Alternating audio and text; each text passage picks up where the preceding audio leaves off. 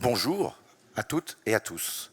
Alors, pour cette fin de matinée, il va y avoir pas mal d'événements au cours de cette fin de matinée, mais Jean-Christophe Tortora vous en reparlera tout à l'heure avec les accords de Nice. Mais avant, on voulait évidemment vous parler de l'Europe. Y a-t-il une voie européenne pour sauver la planète? Dans quelques semaines, quelques mois, la France va présider l'Union européenne. Alors j'ai regardé. Clément Beaune, ça fait 13 fois que la France préside l'Union européenne et ça va être un moment important. On va en parler, vous êtes le secrétaire d'État chargé de préparer ce moment, parce qu'il va se dérouler à la fois en pleine élection présidentielle, en pleine campagne, et puis ça doit durer 6 mois. Alors pour un événement qui arrive tous les 13 ans, c'est pas de bol, mais néanmoins, expliquez-nous peut-être, pour commencer, comment ça va se dérouler. Est-ce que le temps utile pour le président de la République, qui portera, on se souvient de son discours de la Sorbonne, donc quelque part ça va boucler la boucle, quel sera le temps utile de l'expression auprès des Français, auprès des Européens, pour pouvoir faire de cette présidence une présidence utile? Merci beaucoup de votre invitation. Vous avez 3 minutes, et de cette question. Bon, d'abord, je vous rassure, ça va bien se passer. Ça se passe toujours bien avec la tribune. Avec la tribune, et comme les présidences de l'Union européenne, ça se passe toujours bien. C'est effectivement la... C'est moins sûr. Si, vous allez voir. C'est effectivement la 13e présidence française, donc on a une petite habitude, même si maintenant ça revient que tous les 14 ans à peu près. Donc la prochaine, c'est 2035. Autant dire qu'on a envie que ça marche bien. Il n'y aura pas d'élection présidentielle. Sait-on jamais, mais a priori non. Mais donc on a un semestre, c'est effectivement court, mais très clair. On va essayer de faire le maximum de choses aussi avant de rentrer dans des périodes de réserve, des périodes de campagne plus actives encore. Et donc on a un trimestre qui sera très concentré en réunion ministérielle, notamment sur les questions climatiques. On va essayer, on en parlera tout à l'heure, d'avoir des résultats concrets sur le paquet climat, sur ce qu'on appelle le mécanisme carbone aux frontières de l'Europe, pour essayer de créer un anti-dumping environnemental. Donc on a tous ces chantiers qu'on va essayer de faire vite. Et puis, vous savez, je finirai juste là-dessus, d'abord les choses continuent jusqu'au bout dans des négociations bruxelloises. On a non seulement le droit, mais l'obligation de continuer à exercer ces obligations européennes jusqu'au jour où il y a des élections. Puis on peut aussi espérer que les élections apportent de la continuité. Ça peut arriver. Donc, alors on est effectivement réunis pour parler climat depuis hier.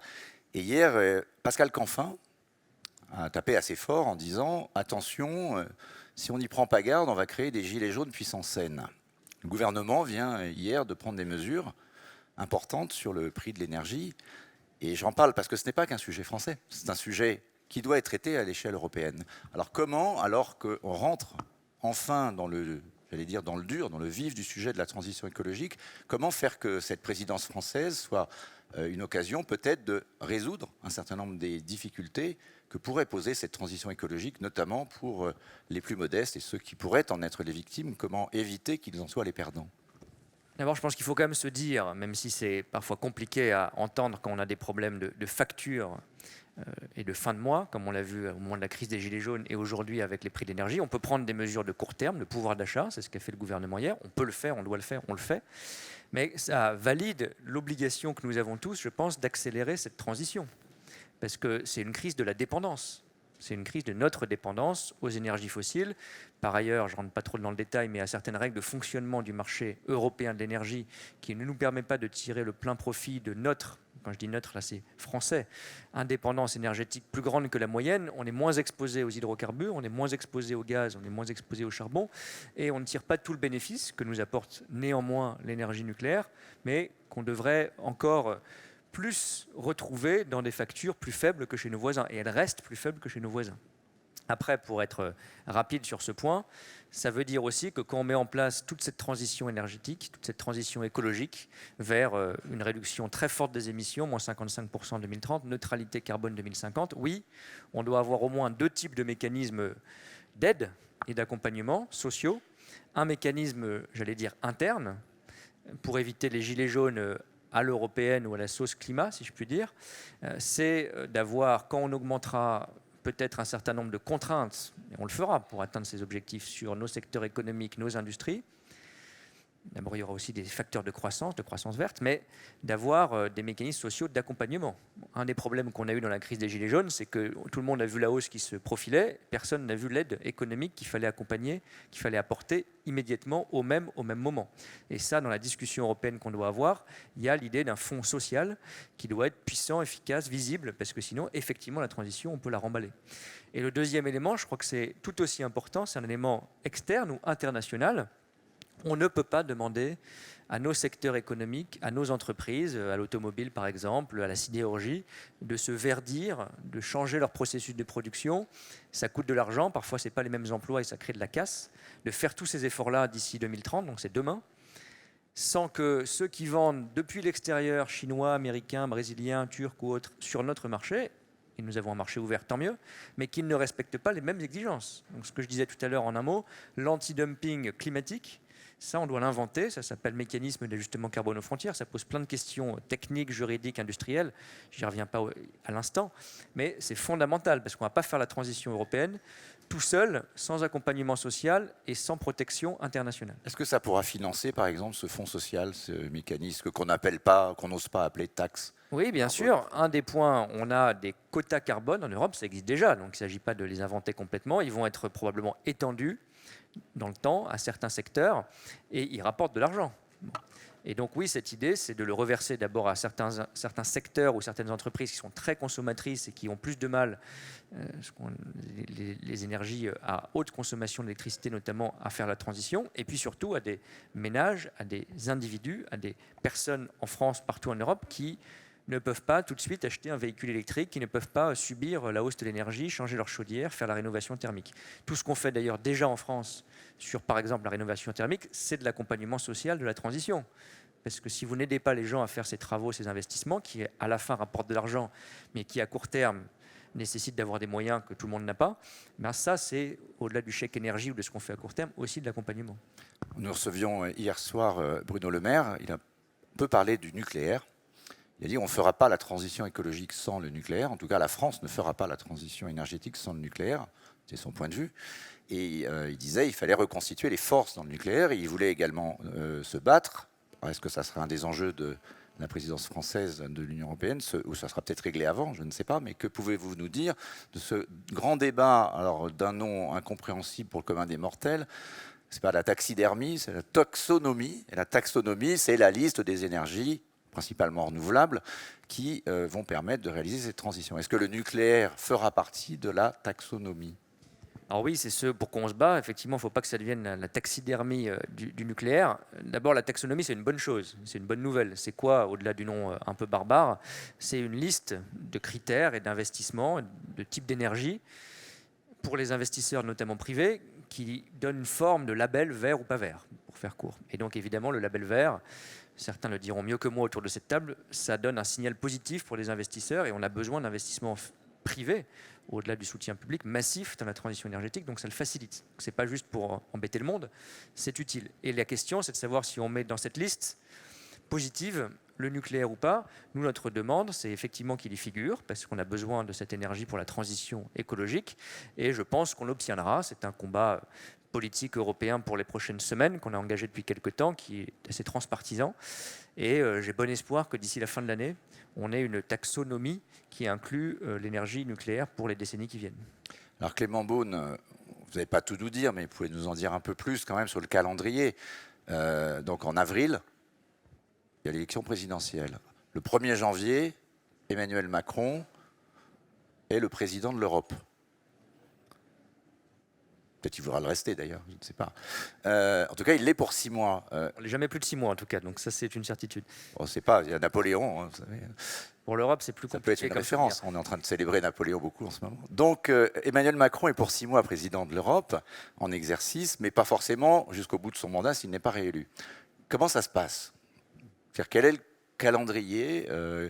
Est-ce que ça va être un festival d'annonces? Comment on va mettre de l'ordre dans tout ça pour essayer de s'y repérer en disant c'est quoi les grandes priorités? Ça, ce n'est pas la taxonomie, mais c'est la démocratie. Il y a des élections. Je rappelle qu'il y a beaucoup de pays européens qui ont vécu cette situation, c'est-à-dire des élections en cours de présidence. Et nous-mêmes, nous l'avons vécu il y a longtemps, en 1995. Et d'ailleurs, on savait qu'on changerait de président pour le coup, parce que celui qui sortait ne se représentait pas, c'était François Mitterrand, c'est devenu Jacques Chirac. Et il y a eu une continuité sur des grands sujets européens. J'espère qu'au moins sur le fond, il y a de la continuité. J'espère qu'il y a de la continuité même dans le casting. Bon, mais donc, si ça devait arriver, et c'est la vie démocratique libre, on sait faire. Bon, nous avons par ailleurs une diplomatie, des gens à Bruxelles, à Strasbourg, à Paris, qui savent faire ces négociations. Il faut évidemment une orientation politique. On l'a au moins jusqu'à fin avril, elle est très claire. Et mais comment rendre l'Europe intéressante entre le 1er janvier et le 31 mars? D'abord, j'espère que cette présidence, que notre engagement européen n'a pas commencé avec cette présidence. Je dis parfois que cette présidence, elle a commencé, en fait, non pas le 1er janvier 2022, mais le 26 septembre 2017, quand le président a fait le discours de la Sorbonne. Ce n'est pas simplement pour l'anecdote, c'est que quand vous voulez avoir des résultats, a fortiori des résultats plutôt rapidement, vous devez avoir engagé beaucoup d'efforts et beaucoup de propositions et beaucoup de négociations avant le 1er janvier, même si ça durait complètement un semestre. Parce que si vous voulez avoir, par exemple, ce qu'on disait tout à l'heure, des résultats sur le climat, sur ce mécanisme carbone aux frontières, qui est un texte législatif très compliqué, il est proposé sur la table depuis le mois de juillet. Et ça fait 4 ans qu'on se bat pour l'obtenir, le texte. Et maintenant, pour le négocier, le faire atterrir. Ça, vous ne le faites pas en commençant le débat théorique. Si on ne l'a pas eu jusqu'ici, il faut peut-être le préciser pour ceux qui ne le savent pas, c'est parce que les Allemands, notamment, disaient « Attention, nous, on vend nos voitures en Chine et on veut continuer à le faire. Il ne faudrait pas que ce soit considéré comme une mesure agressive. » Or, c'est même, j'allais dire, plus profond que ça, parce que ce mécanisme d'ajustement carbone, il y a 4 ans, personne, pas seulement les Allemands, mais vraiment personne, n'en voulait en Europe, pas la Commission européenne, pas nos partenaires allemands et pas la plupart des pays européens. Parce que l'enjeu climatique est devenu beaucoup plus important, parce qu'on s'est battu et qu'on a expliqué que ça pouvait être une mesure protectrice, mais pas protectionniste, au sens où on ne ferme pas le marché, mais on exige simplement un certain nombre de règles d'équivalence. On a convaincu, et la Commission européenne s'en est saisie, et donc maintenant on a une proposition. On verra ce qu'elle est. Le nouveau gouvernement allemand, moi je suis optimiste. Il y a des réticences en Allemagne, pas que. Un parti comme les Verts, les Verts allemands, ne sont pas tout à fait ceux qu'on connaît en France, vont rejoindre sans doute la coalition. Ils sont très favorables à ce mécanisme. Bon. Des pays qui étaient très inquiets sur ce mécanisme il y a encore 2 ou 3 ans, je pense par exemple aux Pays-Bas ou à la Suède, qui sont évidemment eux aussi très attachés à l'export et aux possibles tensions commerciales, ils sont maintenant très favorables. Les Pays-Bas sont un des principaux défenseurs de cet outil. Et on verra à la coalition allemande, mais moi j'ai confiance qu'on puisse, peut-être pas le premier jour, mais en quelques semaines, trouver un accord avec l'Allemagne sur ce sujet. Donc pour moi, c'est une des grandes priorités de la présidence française, parce que c'est du climat efficace et qui parle aux gens. Ça traite exactement ce que vous disiez, c'est-à-dire on fait la transition en Europe, on est les plus ambitieux du monde, on est les premiers à avoir dit neutralité carbone en 2050, moins 55% en 2030, et si vous le faites tout seul dans votre coin, vous n'êtes pas efficace, parce qu'on est, je crois, à 9,5%, moins de 10% des émissions mondiales, l'Union européenne. Donc ça ne sert à rien d'être, c'est utile, mais ce n'est pas suffisant d'être exemplaire tout seul, et puis surtout, il y a ce qu'on appelle des fuites de carbone si vous n'avez pas un marché qui crée cette équivalence. Donc ça, on peut l'obtenir, je crois, avec les Allemands. Et j'espère à 27. C'était ma question. Est-ce qu'Emmanuel Macron est satisfait des élections allemandes, du résultat? Est-ce que ça va changer un peu la donne? Est-ce que ça rend cette présidence plus fluide? Je ne vais pas rentrer dans une longue tirade là-dessus, parce que je pourrais en parler longtemps. Moi, ce qui m'a frappé, c'est qu'on va avoir, on le sait déjà, un gouvernement allemand de coalition, de 3 partis, assez apaisé et pro-européen. La campagne s'est déroulée, pas tellement sur les thèmes qu'on entend parfois en ce moment ici, mais beaucoup sur les questions climatiques, économique, un peu moins c'est vrai sur les questions européennes, mais avec 3 partis qui vont probablement rentrer dans le gouvernement, on en connaît déjà 2 sur 3, qui sont certainement les libéraux et les Verts, qui sont des pro-européens assumés. Ça ne veut pas dire qu'on est d'accord sur tout, mais ça veut dire qu'on a quand même une proximité, un terrain d'entente qui est possible. Donc oui, on n'est pas inquiet. J'allais dire, notre seule inquiétude, c'est le calendrier. Parce que pour être honnête, il faudrait, c'est pas à nous de décider, mais si on peut émettre un souhait ou un idéal, ça serait d'avoir un gouvernement allemand en place d'ici la fin de l'année, avant l'élection présidentielle française, ça c'est sûr. Et avant surtout le début de la présidence française de l'Union européenne. Merci Clément Beaune. Il y a une voix européenne, on en a entendu une, celle du gouvernement, mais merci de toutes ces précisions. Il y en a une qui est importante et également française, c'est Ambroise Fayol, qui est le vice-président de la BEI, la Banque européenne d'investissement, depuis quelques années déjà, Ambroise. Et vous, on peut dire que vous allez dépenser un pognon de dingue, mais pour la bonne cause, pour sauver la planète. La BEI, vous allez nous expliquer un peu comment ça marche pour ceux qui ne savent pas, c'est la banque du climat de l'Europe, on peut dire. Qu'est-ce que vous voyez avec cette accélération de la transition écologique comme moyen de l'accompagner? Alors bonjour à tous. La BEI, effectivement, c'est la Banque européenne d'investissement, c'est la Banque de l'Union européenne. C'est une banque publique. Nos actionnaires sont les États membres de l'Union européenne et on finance des projets qui ont un intérêt européen. Et on est dans un exercice depuis maintenant 2 ans qui est un exercice de transformation profonde de la BEI en Banque européenne du climat. Et ça veut dire qu'on a pris 2 types d'objectifs, des objectifs quantitatifs et des objectifs qualitatifs. Quantitativement, on va passer le volume de nos prêts consacrés au climat, on fait à peu près 60-70 milliards d'euros de prêts par an. On va passer ça de 25% en faveur du climat à 50% d'ici 2025, donc un doublement. En réalité, on est déjà assez avancé dans ce processus. Et on a également décidé d'un point de vue qualitatif qu'à partir de maintenant, à partir de 2021, tous les projets qu'on finance doivent être alignés sur les accords de Paris. Et ça a des conséquences sur... ça veut dire qu'en fait, on va faire plus certaines choses et ne plus faire... Vous allez monter la pression sur la qualité environnementale des Voilà. Et donc, ça veut dire qu'il y a des projets qu'on va arrêter de financer, qu'on a déjà arrêté de financer en réalité. On ne finance plus de projets gaziers. On ne finance plus, ou on n'en financera plus demain, de nouveaux aéroports. En revanche, on peut tout à fait financer de la modernisation d'infrastructures aéroportuaires. Et puis, en sens inverse, on va financer beaucoup plus de projets en faveur du climat, beaucoup plus de projets en matière de mobilité.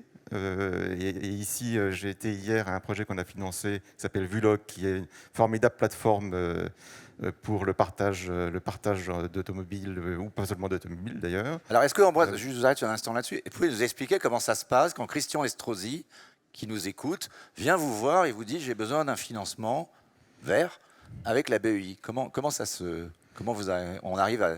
Quelle est la mécanique? Christian Estrosi vient nous voir ou on vient le voir et on discute ensemble des projets que la ville de Nice, la métropole, ont en faveur du climat. Et en ce moment, il y en a beaucoup. Vous dites l'aéroport, non. Et un nouvel aéroport, non. Mais la modernisation ou le verdissement de l'aéroport, oui, tout à fait. Et on a financé, par exemple, à Nice... La caricature, monsieur. La ligne 2 du tramway, par exemple, ou donc des projets plus en faveur de l'innovation. Alors, comment ça se passe juste? On vient vous voir. Combien de temps ça met? Comment on décide des montants? Alors, ça dépend de... Un projet, par exemple, de verdissement de l'aéroport, prenons ce cas. Ça prendra une année. Une année, oui. Alors, pour passer à l'échelle de l'enjeu de la décennie décisive pour le climat, parlez-nous un peu des montants. J'ai parlé d'un pognon de dingue, mais je crois que vous allez arriver par vos financements, par effet de levier, à mobiliser jusqu'à 1000 milliards dans la décennie. Oui, alors en fait, nous, on n'a pas vocation à prendre la place de financements qui peuvent être octroyés par le secteur privé. En revanche, on essaye de faire en sorte de faire venir des investisseurs privés ou des établissements privés ou d'autres types de financeurs sur les projets qu'on finance. Et c'est donc là qu'il y a un effet de levier de nos financements. Alors, on a effectivement l'objectif, dans la décennie, qui est cruciale, la décennie 2020-2030, de financer 1000 milliards d'euros d'investissements mobilisés, c'est-à-dire les nôtres, et puis les investisseurs qui viennent avec nous avec un effet de levier à peu près de 3. Donc ça, on a déjà commencé. Vous allez mettre 350 milliards sur la décennie, c'est ça? Oui, on fait à peu près 60-70 milliards d'euros par an. Si on est à 50% de climat, on sera à peu près dans ces eaux-là. Je voudrais juste rajouter un point très important qu'a développé le secrétaire d'État. Pour nous, la principale importance de ce sujet, c'est qu'il faut que la transition soit juste. Alors, on a parlé en France. Ça va de soi, mais ça va mieux le dire. Pour nous, la stratégie qu'on a proposée à notre Conseil, elle a été approuvée à l'unanimité. Ça veut dire que les pays d'Europe de l'Est ont également voté en faveur. Et ils ont voté en faveur notamment, d'abord parce qu'il y a les mêmes problématiques et on n'est pas les seuls à vivre les thématiques du climat, mais aussi parce qu'on s'est engagé à ce que les géographies qui partent de plus loin et qui ont donc un chemin plus long à faire pour arriver à la neutralité carbone. La Pologne et son charbon, pour voilà, être clair. On les aidera plus. On aidera plus la Pologne à se décarboner. Oui. Et est-ce qu'on aidera la France à continuer de se nucléariser? À se nucléariser. On aidera la France à réussir sa stratégie en faveur de la neutralité carbone 2050. Non, c'était en regard à la taxonomie, pardon, de cette incise. La taxonomie, c'est très important pour un point aussi, qui est qu'il faut qu'on parle le même langage. Et pas que chacun dise moi je considère que ça c'est vert, pour moi ce qui est vert c'est ça. Il faut qu'il y ait des règles pour qu'on puisse. On va en parler avec. C'est à ça que ça sert aussi. C'est un point essentiel. Dernière question, parce qu'on ne fait pas la transition écologique dans un seul pays, pour caricaturer encore une fois, mais l'Europe c'est 7%. C'est important, mais c'est 7%. On a le continent africain qu'on doit aider, parce que sinon on n'aura absolument pas résolu le problème. Quelle est la part de vos financements qui peuvent contribuer? Alors, aujourd'hui, on finance à peu près un peu plus de 10% de notre action en dehors d'Europe. L'année dernière, on a financé, ce qui était assez exceptionnel, 10 milliards d'euros en dehors d'Europe, dont 5 milliards en Afrique. L'Afrique, c'est l'enjeu majeur de ce qu'on appelle l'adaptation, c'est-à-dire non pas réduire les gaz à effet de serre, ce qui est aussi très important, mais voir comment on traite les conséquences de ce qui est déjà arrivé en termes de changement climatique. Et l'Afrique en particulier est concernée parce que c'est le continent qui contribue le moins au changement climatique et qui contribue le plus les conséquences. Et donc, par exemple, dans le cadre de Glasgow, de la COP26, dans quelques mois, l'un des débats principaux, c'est sur ce qu'on appelle l'adaptation. Et l'adaptation, c'est pas seulement, on l'a vu d'ailleurs cet été en Europe, pas seulement un sujet en dehors d'Europe, mais c'est beaucoup un sujet en Afrique. Et nous, on prendra des engagements pour la première fois pour augmenter très fortement notre financement en faveur de l'adaptation et donc en faveur de l'Afrique. Donc le fameux fonds climat qui n'a pas été mis en place depuis la COP de Paris 21, écoutez, en tout cas, on va l'avoir un jour? On espère. Grâce à vous peut-être, en partie. Merci Ambroise Fayol. Philippe Brassac, donc vous êtes le patron de la Banque Verte, donc c'est normal que vous soyez avec nous ce matin. Crédit Agricole, vous êtes également très engagé dans la transition écologique au travers de beaucoup d'actions. Vous êtes l'un des leaders, je crois, de ce qu'on appelle les green bonds. Et puis, on a parlé effectivement de cette taxonomie, de tout ce qu'on appelle le phénomène de l'ESG, de définir des critères d'investissement pour décarboner la finance en particulier. Est-ce que vous pouvez nous dire ce matin sur ce que vous faites, à la fois à titre personnel pour votre banque? Est-ce que vous êtes sorti du charbon? Est-ce que vous allez sortir du gaz? Et puis plus globalement, en quoi, on en a un peu parlé hier, la finance peut contribuer plus à cette transition? Ce que je voudrais dire peut-être en premier lieu, c'est que des banques, le Crédit Agricole y compris, font des choses depuis pas mal de temps. Mais un, ça ne suffit pas. Et deux, il faudra changer au fond de logiciel. On ne s'en sortira pas en accélérant seulement ou en amplifiant. Je vais dire les choses très simplement. Les banques, comme beaucoup d'entreprises, ont des politiques RSE désormais, ESG en anglais. Ce sont des politiques rajoutées. On est très fiers au Crédit Agricole d'être devenus depuis 10 ans les leaders mondiaux des green bonds. En taille, on est quand même beaucoup plus petit que les banques américaines ou chinoises, mais c'est nous les leaders mondiaux. Mais c'est bien des obligations qu'on émet en plus sur certains projets sans changer le reste, au-dessus du business as usual. Quand on prend des décisions, le Crédit Agricole a été la première banque en 2015 à dire on va sortir du charbon. On voit bien que c'est restrictif, mais on voit bien que ce sont des choses qui sont un peu incrémentales en bord. Le président de la BNP m'a dit la même chose, mais c'est pas grave. C'est moi qui l'ai dit à la COP 21 en 2015, donc j'étais très bien placé pour pouvoir dire que c'est le Crédit Agricole qui l'a dit. Peu importe. L'essentiel, c'est que tout le monde y aille, et c'est manifestement pas le cas sur la planète aujourd'hui. Mais je veux dire juste que ça ne suffit pas. C'est-à-dire que nous devons passer de politique RSE rajoutée à ce que toutes nos politiques soient RSE. C'est-à-dire qu'au fond, nous ayons une responsabilité qui ne soit pas rajoutée, mais qui soit intégrée. Pour rebondir sur ce que disait M. le ministre il y a un instant, on voit bien que pour que ça marche, il faut que ça adresse tout, partout, tout le temps. Le retail, comme disaient les anglo-saxons, chez les particuliers, dans les transformations énergétiques, dans les grandes entreprises, sur les projets. Donc, il ne suffira pas de quelques grandes annonces symboliques utiles qui sont quand même une sorte de concours de beauté aujourd'hui sur le green, d'une certaine façon, il faut que les établissements bancaires considèrent que leur business, fondamentalement, pour les particuliers, les professionnels, les entreprises, soit à base de responsabilité sociétale environnementale. Et ça, il faut un déclic. Le déclic, il est assez simple, me semble-t-il, c'est que pour des raisons difficiles à expliquer, on a l'impression que ce qu'à contrario, on va appeler le brown, ce qui était, on va dire, toute l'économie du carbone, du pétrole, on a l'impression que ceci a beaucoup rapporté. Et bizarrement, le green serait quelque chose de contraignant qui serait finalement moins profitable, d'une certaine façon, comme si c'était des contraintes qu'il fallait s'imposer à nous-mêmes. Et donc, dès lors qu'on va considérer que sur les décennies qui sont devant nous, on rentre dans une vraie révolution de la société, il faut que les entreprises n'aient pas du tout de gêne de dire oui, c'est les nouveaux business, c'est les nouvelles utilités, et donc je ne le fais pas en plus comme un supplément d'âme, je le fais au cœur de nos business. La difficulté, si je peux rajouter un point là-dessus, c'est que c'est la première révolution absolument nécessaire, urgente, qui n'est pas naturelle. Elle n'est pas spontanée. La révolution du pétrole, de la machine à explosion, on n'a pas eu besoin de la sponsoriser. La technologie est apparue, ça a apporté des utilités, l'offre et la demande se sont courues les unes après les autres, et au fond, vous avez aujourd'hui une société du carbone. Le digital ou le numérique, on peut en parler, on peut se protéger des Américains, mais enfin, vous n'avez pas besoin de sponsoriser le digital numérique, ça va, c'est une révolution du digital numérique. On sent bien que le green, on en a absolument besoin, mais ça ne va pas venir tout seul. Ça ne va pas auto-s'allumer, ça ne va pas auto-s'entretenir. Et donc, les voies et les moyens habituels des révolutions économiques font défaut à l'instant.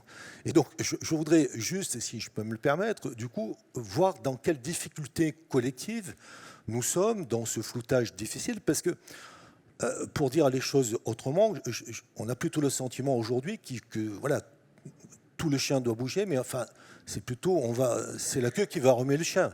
La pression sur la finance aujourd'hui est étonnante.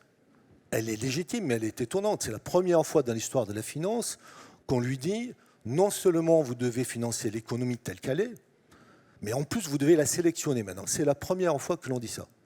Et il faut le faire. Même financer son remplacement par une nouvelle. On s'est dit finalement, c'est vous qui allez être l'influenceur de ce qui est bien, de ce qui est mal fondamentalement. Donc on est face à une difficulté très importante. C'est un rôle d'intermédiation finalement. Oui, mais c'est votre métier.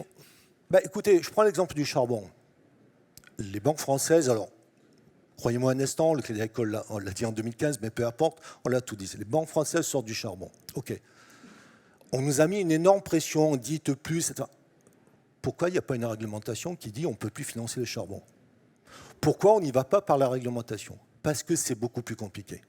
Parce qu'au fond, on sent bien qu'il faut influencer la transformation. On peut passer une seconde sur ce point, parce que c'est essentiel. Je sais bien, ça vous énerve tous, les banquiers, quand vous voyez des accusations de greenwashing en disant, vous dites que vous sortez du charbon, mais en fait, vous n'en sortez pas vraiment, etc. Mais cette histoire de sortie du charbon pose vraiment problème, parce que si vous sortez du charbon, le charbon ne vaut plus rien. D'accord, si plus personne ne finance le charbon. Donc du coup, la rentabilité du charbon devient extraordinaire, parce qu'il y a toujours des centrales à charbon qui sont construites. Alors on parlait de la Pologne, mais prenez la Chine, qui vient de se faire gronder pour dire d'arrêter de construire des centrales à charbon en Chine. Du coup, ils sont en train de les construire en Inde ou ailleurs. Enfin, on voit bien qu'on n'arrive pas à se débarrasser du charbon comme ça aujourd'hui. Il faut dire la vérité. Et donc, qui va financer ces nouveaux projets? Pas forcément les banques traditionnelles, mais d'autres acteurs. Moi, j'en suis pas à ce stade-là. J'en suis au fait que c'est normal qu'on sorte du charbon. Et c'est très bien que la finance le dise et qu'au fond, on influe. Il y aura une finance propre et une finance sale. Non, mais c'est normal au fond que, pour reprendre l'image, c'est la queue qui remue le chien. Mais simplement, touchons du doigt au passage que c'est trop compliqué, en fait, pour réglementer. Sinon, ça serait fait. On dirait tout ce qui est interdit, on ne le fait pas, sauf par erreur ou de façon coupable. Donc il n'y a aucune raison aujourd'hui de ne pas percevoir que cette révolution est très complexe. Elle ne trouve pas ses business models immédiatement. Et c'est la raison pour laquelle, et j'en profite d'avoir le ministre devant moi à cet instant, pour dire que pour aller très vite et au fond forcer la révolution, il faut que les États et l'État soient tiers de confiance, c'est-à-dire qu'ils donnent de la lisibilité et qu'ils donnent. C'est ça le rôle de l'Europe finalement, c'est ça qu'on attend. Oui, mais du cadre européen. Pardon, je vais être critique sur ce point-là. Ça nous a opposé avec le gouvernement, la Fédération des banques. quand, il y a quelques années, on demande aux investisseurs d'investir massivement sur les champs solaires et de payer un prix particulier, on savait que ça allait être obsolescent technologiquement quelques années plus tard, il faut tenir parole jusqu'au bout. Or, l'État a cette année rompu sa parole sur le prix excessif, pour de vrai. La technologie est totalement dépassée, mais parce que des investisseurs avaient considéré que comme ça ne viendrait pas assez vite, il y avait un État qui disait « moi, je vous garantis le prix jusqu'au bout ». Et donc, il faut que l'État vienne, au fond, être garant, tiers de confiance, éclairant de modèles économiques qui n'apparaissent pas suffisamment rapidement. Alors, on dit on va le faire par la taxonomie. Taxonomie, c'est utile. C'est utile. Mais enfin, la réalité, elle est plus complexe que ça. Je note qu'au niveau de l'Europe, on a besoin de cohérence. On n'en est pas tout à fait à savoir si tout le monde veut sortir du charbon assez vite, parce que pendant qu'on s'engage contre le charbon, l'Allemagne tourne à fond sur le charbon et on va aider la Pologne sur son modèle économique qui est sur le charbon encore aujourd'hui. Donc on a discuté d'être cohérent sur le plan économique. À l'inverse, on va être très dur sur nos normes. L'Europe est très forte en termes de normes de façon générale. Or, la réalité, elle est plus complexe que ça. Est-ce que ça va être le cas financer les éoliennes, c'est vert? Je vous dis d'avance, ça sera oui. Et pourtant, on voit les débats qu'il y a sur les éoliennes aujourd'hui. Est-ce que financer l'A220, dont on parlait tout à l'heure, cet Airbus qui consomme moins, qui envoie moins d'oxyde d'azote, qui consomme moins de carbone, ça sera vert? Non, ça sera brown. Et donc, la taxonomie, elle est utile, mais sauf si elle devient une contrainte technocratique qui nous rendra moins intelligents. Dernier exemple, si je peux me le permettre, on a la pression, nous les banques, des agences de notation maintenant sur le green. On me dit, M. Brassac, comment vous allez faire pour que votre bilan soit plus vert? Et notamment, vous êtes un gros financeur, c'est le cas de Total. On est le premier financeur solaire et éolien en France, mais on est aussi le premier financeur de Total. J'ai une façon simple, je sors Total. Je ne finance plus Total. Et immédiatement, mon green asset ratio va beaucoup s'améliorer. Je n'aurai rien résolu fondamentalement.